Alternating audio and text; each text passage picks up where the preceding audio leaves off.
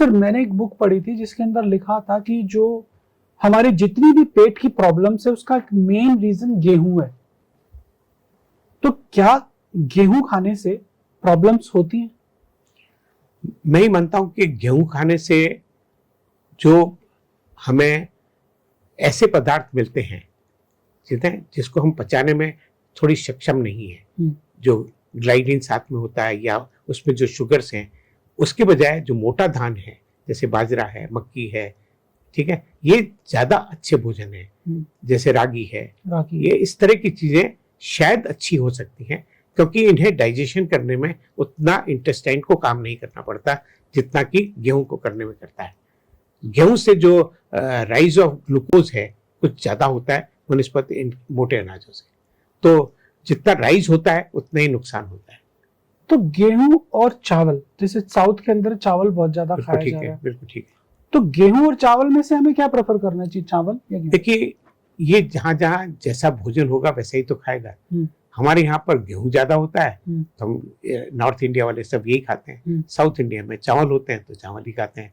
अब ये बड़ा मुश्किल काम है चूज करना कि क्या नहीं खाएं। वैसे कैलोरी वैल्यू के हिसाब से दोनों बराबर है, पर क्योंकि आप उसको उबाल के खा रहे हो और वो एक मोटा ग्रेन जा रहा है तो शायद उसको पचाने में ज्यादा आसानी होती है। उसमें छिलके सहित खाते हैं अक्सर वहां पर, वो ऐसा बासमती जैसा बिल्कुल शाइनिंग वाला नहीं खाते, वो मोटा धान खाते हैं। आई थिंक वो सही तरीके से खाते हैं।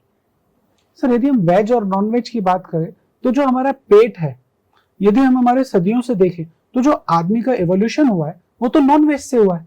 बिल्कुल सही है।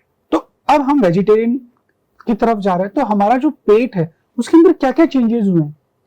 देखिए, सबसे बड़ा है कि नॉन वेजिटेरियन वाले जो हैं उनकी इंटेस्टाइन छोटी होती है, लार्ज इंटेस्टाइन छोटी होती है, स्मॉल इंटेस्टाइन भी छोटी होती है।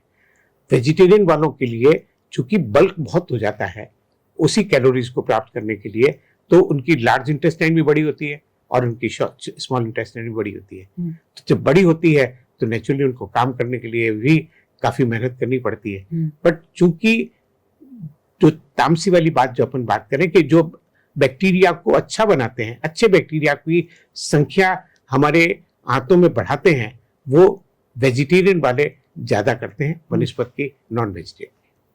तो एक आदमी को यदि चूज करना पड़े वेज और नॉन वेज में से तो वो किस तरह से सोचे उस फूड के? तामसिक और सात्विक की बात नहीं करे, सिर्फ गट हेल्थ की बात करे तो गट हेल्थ में जो लाल मांस है, जो बकरे का होता है या गोट का होता है या गाय का होता है, वो थोड़ा सा अधिक फैटी कंटेंट वाला होता है।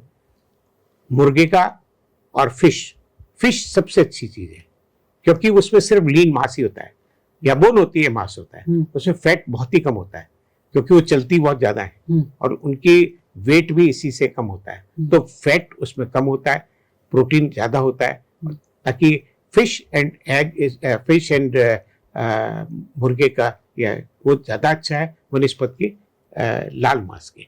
लाल मांस से ज्यादा खाने से, अगर उसे रोस्टेड करके ज्यादा खाया जाता है तो कोलोनिक कैंसर दुनिया में में ज्यादा होता है, हिंदुस्तान में कम होता है। कुछ जेनेटिक फैक्टर्स भी हैं, लेकिन अधिकतर इंपॉर्टेंट बात यह है कि लाल मांस को रोस्टेड करके जब खाते हैं तो वो ज्यादा नुकसान करता है। तो मतलब यदि किसी आदमी को नॉनवेज का शौक है तो वो चिकन और फिश पे ज्यादा जोर